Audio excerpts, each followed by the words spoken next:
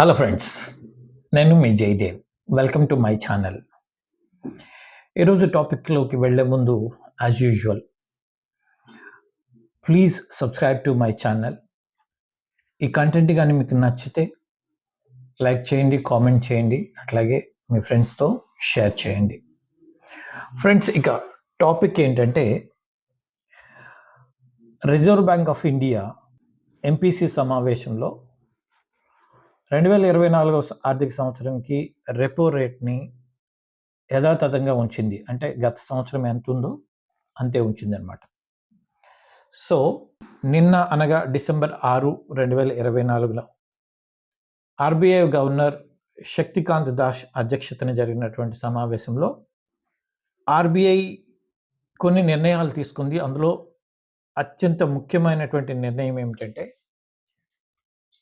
Repo రేట్ని మార్చకుండా యథాతథంగా ఉంచుదామని నిర్ణయించుకున్నారు. బహుశా చరిత్రలో మొదటిసారిగా గత 11 సంవత్సరాలుగా రెపో రేట్ మారలేదు. అదే రేట్ కొనసాగుతుందన్నమాట.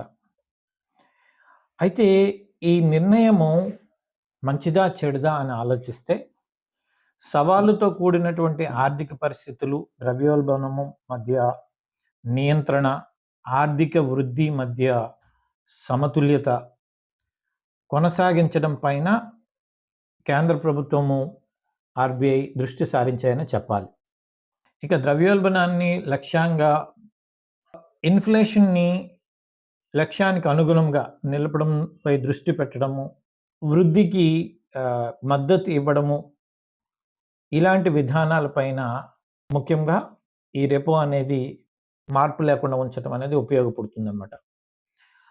ద్రవ్యోల్బణము పీడనలపైన ఆందోళనలు వ్యక్తమవ్వగా ఫైనాన్షియల్ ఇయర్ 2025 కోసం జీడిపి వృద్ధి అంచనాలు స్వల్పంగా తగ్గించారు. ఈ స్థిరమైనటువంటి రెపో రేట్ కారణంగా వ్యాపారాలు, అట్లాగే వినియోగదారుల కోసం రుణ వ్యయాలలో ఎటువంటి మార్పు, అంటే తక్షణమైనటువంటి మార్పు ఏమీ ఉండదు. ఆర్థిక స్థిరత్వాన్ని నిర్వహించటంలో మరియు ద్రవ్యోల్బణం సమస్యలను పరిష్కరించడంలో కేంద్ర ప్రభుత్వం కొంత జాగ్రత్త వహిస్తున్నది అని చెప్పడానికి ఉపయోగపడేటటువంటి ఒక ప్రక్రియ ఇది. సో ఫ్రెండ్స్, మరిన్ని కొత్త విషయాలతో మళ్ళీ మీ ముందుకు వస్తా. అంతవరకు సెలవు. Thank you.